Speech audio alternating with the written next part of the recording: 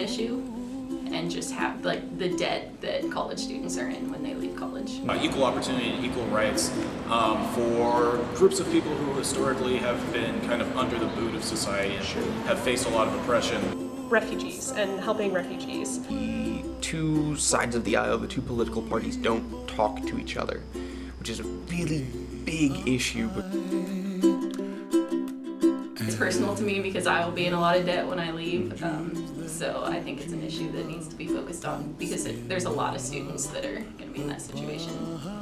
Well, my passion for that just mostly comes out of the fact that, you know, we are the United States of America and we try to be the land of opportunity and create opportunity for everybody, and I personally feel like that hasn't always been the case, and there's things that we can do to make that better.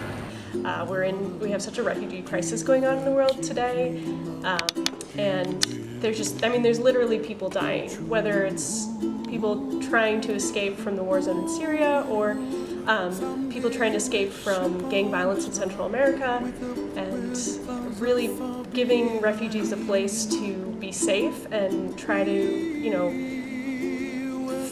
get their life back together. I mean, that's huge.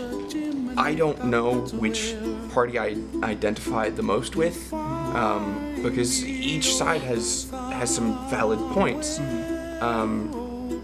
and because of that, I keep getting hung up when people ask me, like, well, what are you? I mean, it shouldn't matter. The fact is I'm an American, and that's what it should be. If my political party doesn't matter, you shouldn't be stuck identifying with one or the other. You should go with whatever is the best choice at the time.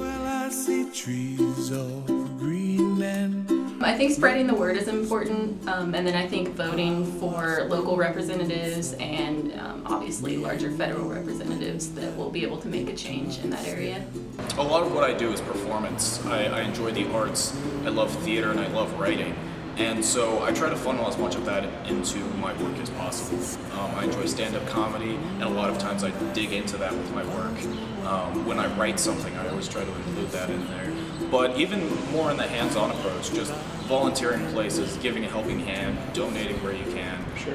You know, a little bit goes a long way. I think everybody knows that, but you know, it means a little bit more to actually do something.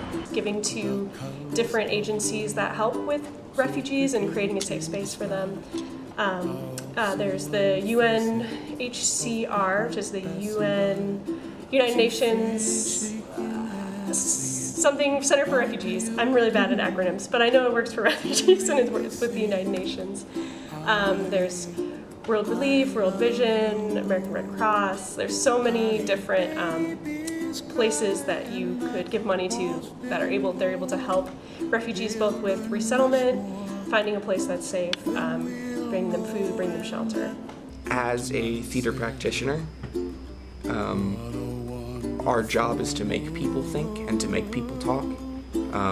So I want to start a theater company, a traveling theater company, to bring well-produced theater to small communities that don't have access to it, because those are the places that need that push the most, right? Because theater exists in big cities, but that's where people are talking already. That's where that dialogue is happening. The problem is where it's where the monocultures exist. You have to bring it there to break it up. Way up high, the dreams that you did. Our mission is to empower students to realize, develop, and nourish their potential by impacting themselves, the community, and the world.